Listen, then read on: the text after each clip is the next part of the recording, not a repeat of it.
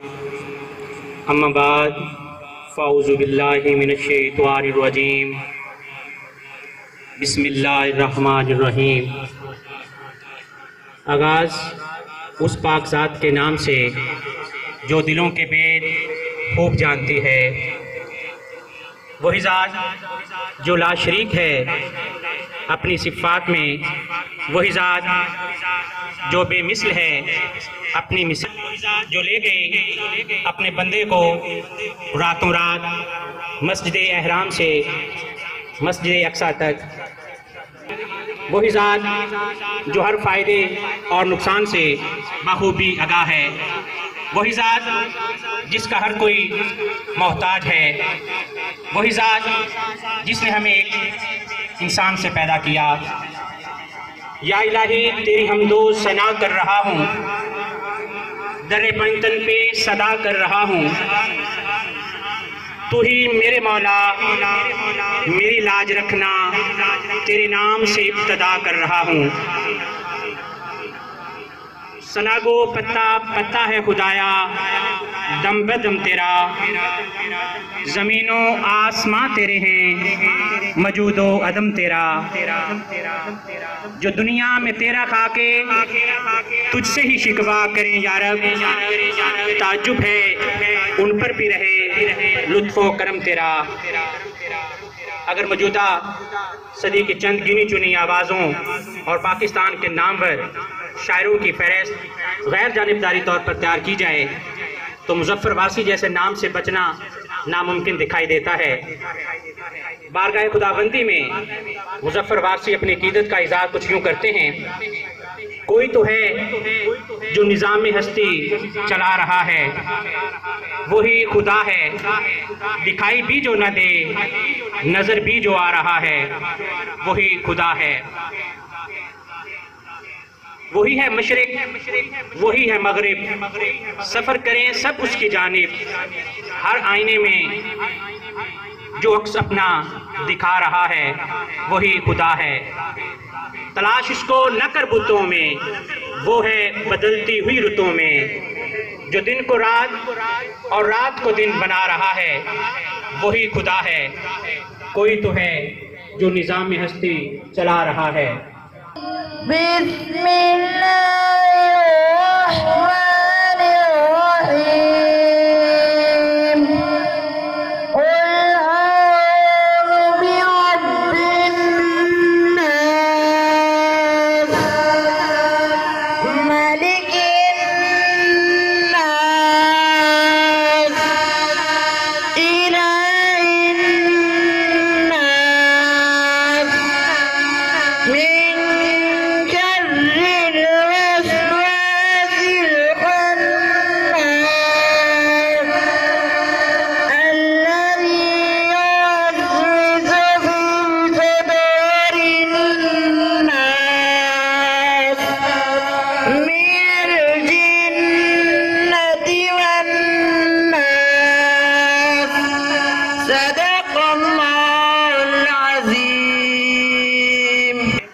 میرے گناہوں پہ اس کا پردہ، میرے گناہوں پہ اس کا پردہ، وہ میرا امروز میرا فردہ، ضمیر پر حاشیے اسی کے، شعور بھی اس کا وضع کردہ، وہ میرا ایمان میرا تیقن، وہ میرا پیمانہ تمدن، وہ میرا معیار زندگی ہے، میرا تو سب کچھ میرا نبی ہے۔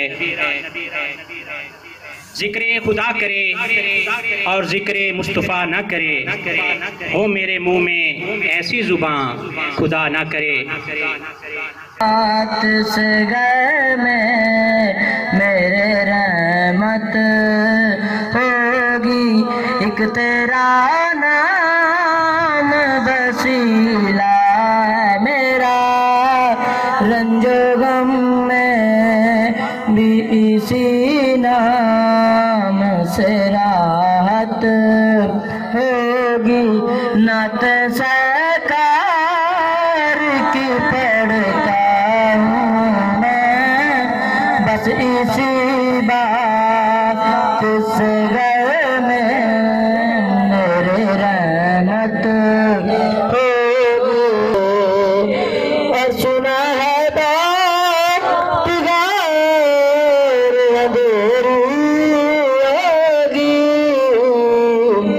قبر کا خوف نہ رکھنا اے دل اے دل اے دل قبر کا خوف نہ رکھنا اے دل وہاں سرکار دو عالم کی زیارت ہوگی۔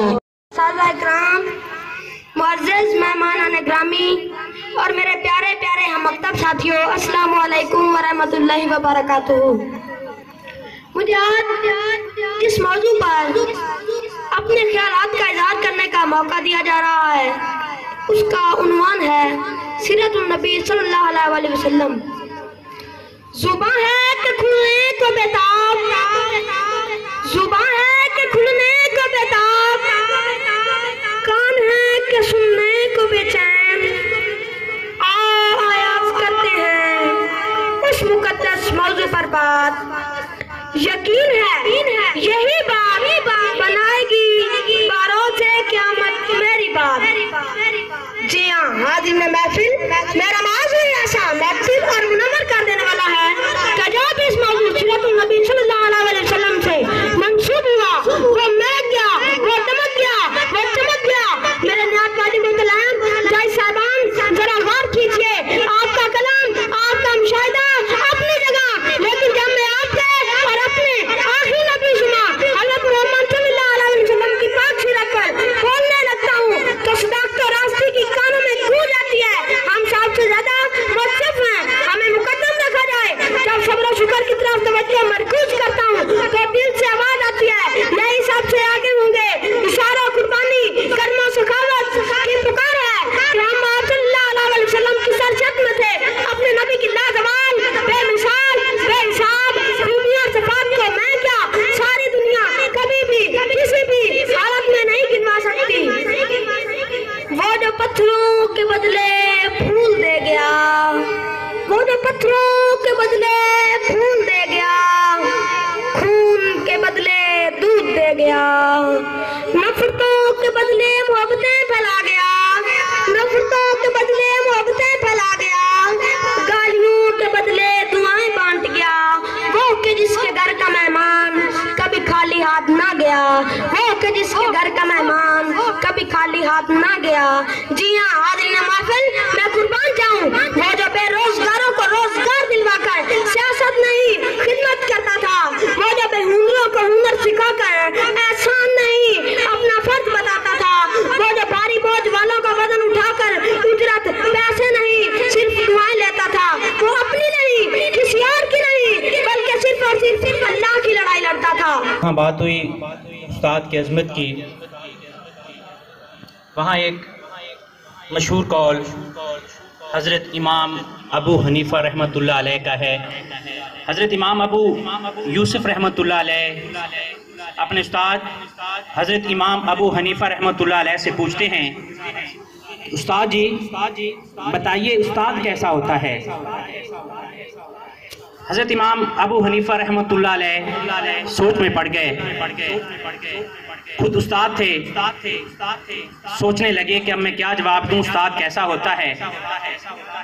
ان کے دل و دماغ نے سچ اور حقیقت کا ترازو جو ہے پرکھتے ہوئے جواب دیا کہ بیٹا استاد کو 2 لمحوں میں جا کر دیکھو۔ پہلا لمحہ کون سا؟ جب استاد اپنے شاگردوں کے درمیان موجود ہو۔ شاگرد نے پوچھا امام ابو یوسف رحمۃ اللہ علیہ نے کہ پہلا لمحہ کون سا اور کیسے دیکھوں؟ آپ اپنے اساتذہ کرام کے درمیان جا کے بیٹھ جائیں، ان کو دیکھیں کہ وہ اپنے طالب علموں شاگردوں کے ساتھ ان کا رویہ کیسا ہے، بات چیت کیسے کرتے ہیں، پڑھاتے کیسے ہیں، ان کے ساتھ ان کا مزاج کیسا ہے، ان کی تعلیم و تربیت کیسی کر رہے ہیں۔ پوچھا دوسرا لمحہ کون سا؟ ان کے گھر جائیے، گھر میں دیکھیے کہ اپنے حقیقی بچوں، اپنی اولاد کے ساتھ ان کا رویہ کیسا ہے۔ اگر استاد کا اپنے گھر میں اپنے حقیقی بچوں کے ساتھ، اپنی اولاد کے ساتھ رویہ زیادہ اچھا ہے، ان کی تعلیم و تربیت پر وہ زیادہ زور دے رہا ہے، جبکہ سکول میں یا مدرسے میں جہاں پہ ڈیوٹی کرنے آتا ہے، پڑھانے آتا ہے، وہاں پہ کمی کوتاہی کرتا ہے، تو وہ پھر استاد نہیں ہے۔ استاد کو دو لمحوں میں دیکھیں، گھر میں اپنے حقیقی بچوں کی کیسے تعلیم و تربیت کر رہا ہے، اور مدرسے میں جہاں پر اس کو ڈیوٹی کے لیے بلایا گیا ہے، بھیجا گیا ہے، وہاں پہ کیسی تعلیم و تربیت کر رہا ہے۔ اگر دونوں بچوں کے ساتھ، ویسے بھی جو استاد ہے وہ روحانی باپ ہے، اگر دونوں میں کوئی فرق نہیں تو پھر وہ استاد ہے، اگر دونوں میں فرق ہے تو وہ پھر استاد معذرت کے ساتھ نہیں ہے۔ جو اساتذہ کرام ہیں، اللہ پاک ان کو حقیقی ڈیوٹی نبھانے کی ہمت، طاقت اور توفیق سے نوازتا رہے۔